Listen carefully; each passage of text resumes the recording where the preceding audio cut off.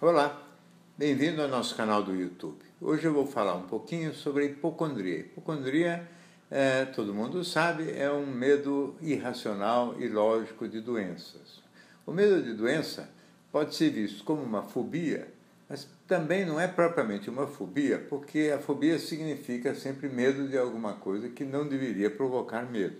E, na realidade, doença, morte, nós sabemos que é uma possibilidade real e, portanto, envolve um risco verdadeiro e, portanto, não é também tão absurdo o indivíduo ter medo de um risco verdadeiro.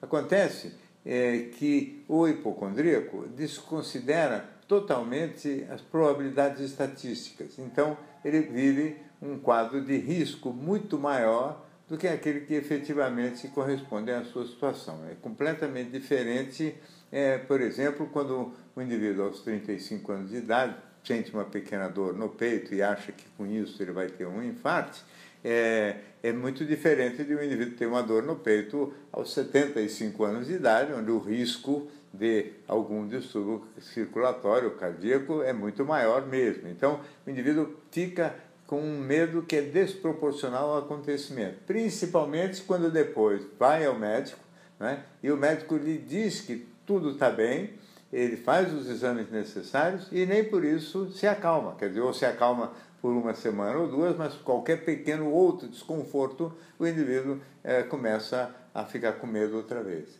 É muito característico também da hipocondria que os sintomas vão migrando, vão mudando. Então o indivíduo se acalma em relação ao coração, aí ele começa a ficar com medo de um tumor em algum lugar. Então tem uma dor de cabeça e um tumor no cérebro. Tem alguma coisa perturbando a função digestiva, é um tumor intestinal. E assim por diante. Então o indivíduo está sempre amplificando. E uma das características da depressão, além de não respeitar a estatística própria de cada época da vida, ou seja, o indivíduo ter medo de doenças que não são características daquela idade, também outra característica da hipocondria é o indivíduo realmente se colocar, vamos dizer assim, sempre a hipótese mais dramática, quer dizer, na cabeça dele sempre vem a pior hipótese. Se o indivíduo tem uma tosse, essa tosse provavelmente pode vir de gripe, pode vir de uma pequena irritação brônquica até por razões de poluição e pode ser um início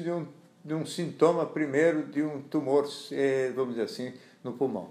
Vai ser o tumor do pulmão a hipótese primeira que vai ocupar a cabeça do indivíduo. Então, é realmente muito complicado, porque sempre a pior hipótese, a menos provável, mas a mais dramática, aquela que acontece. No fundo, o medo de doença é sempre medo de morte, né? E esse medo da morte ou de doença também vem aumentando muito ultimamente, na minha opinião, em função da própria maneira como a imprensa trata o assunto. Quer dizer, cada vez mais se fala de doenças nas revistas, nos jornais, na internet. Cada vez mais os médicos também pedem muitos exames e fazem assim, uma espécie de suspense ao redor do resultado dos exames. Então todo mundo parece que ficou com medo inclusive do médico. Antigamente era muito diferente, né? O médico chegava nas casas, parecia que chegava a saúde, chegava a segurança, chegava o conforto. Hoje o médico é uma ameaça, porque ele pode vir a ser um indivíduo que vai trazer uma má notícia. Então,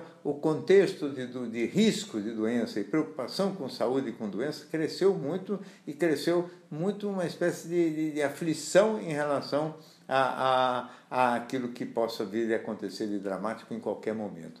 Também há muita propaganda, quer dizer, o indivíduo hoje tem um tumor, se for uma pessoa pública, todo mundo fica sabendo, o indivíduo se expõe à sua doença, e com tudo isso aumenta muito a preocupação de todo mundo com o assunto de doença e morte, né? Evidentemente, a morte é um assunto complicado mesmo, e muitas vezes o indivíduo tem uma certa dificuldade de lidar com o tema. O que é fato é que, no caso da hipocondria, assim como em todas as fobias, o indivíduo tem que enfrentar. Quer dizer, se o indivíduo sentir que está com um ataque cardíaco, que está ficando, né, ele recentemente se foi examinado e ele sabe que ele não tem, em princípio deveria saber que ele não tem nenhuma doença maior, ele deveria enfrentar. Quer dizer, enfrentar significa não ficar contando o pulso, não ficar procurando o médico, não ficar, vamos dizer assim, tomando nenhuma providência que não sejam aquelas providências que as pessoas quase sempre, mesmo sendo hipocondríacas, não tomam, ou seja, cuidar efetivamente da sua saúde, tá? Ou seja,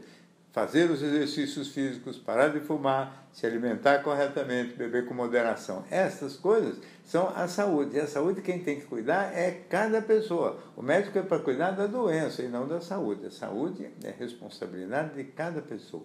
O hipocondríaco, em geral, não se cuida tão bem e transfere para o médico a responsabilidade de ficar cuidando. Então, bate alguma coisa diferente em qualquer lugar do corpo, ele já se assusta e sempre bate alguma coisa diferente em algum lugar do corpo, em todas as idades. Só que a gente tem que deixar barato, deixar passar e não ficar tão aflito com isso. E enfrentar. Enfrentar significa, vamos esperar um dia, 2 dias, 3 dias para ver o que acontece.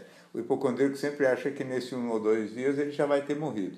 Não é assim tão fácil morrer, e são muito poucas as doenças fulminantes que não permitem o indivíduo realmente esperar um pouquinho antes de buscar, de entrar em pânico, pelo menos. Né? Então, o enfrentamento das situações fóbicas é sempre o mesmo caminho. Agora, a grande cura mesmo da hipocondria, como de várias outras fobias onde a probabilidade estatística é pequena, é uma cura filosófica, quer dizer, quando o indivíduo para de querer controlar o incontrolável e, portanto, teoricamente seria deixar coisas que não são passíveis da gente controlar na mão de Deus. Né? Ou, usando uma linguagem do Pascal, que era um cristão, um crente, mas ele dizia assim, que vale a pena apostar na ideia de Deus, até mesmo se Deus não existe, porque, de todo modo, é quase assim, a gente não tem condições de cuidar das coisas. Ou é Deus que cuida, ou é ninguém que cuida. Eu é que não vou cuidar, porque eu posso, de fato, morrer a qualquer momento, e aí, depois, quando chegar perto, ou se isso acontecer, depois eu vejo o que faço. Não adianta eu querer controlar o incontrolável. Então, aprender a não querer controlar é um avanço filosófico e psicológico fundamental para quem quiser ter serenidade em geral nesta vida. Muito bem. Essa é mais uma participação aqui no nosso canal do YouTube. Se você gosta, inscreva-se. Toda semana você recebe novidades por aqui. Até a próxima.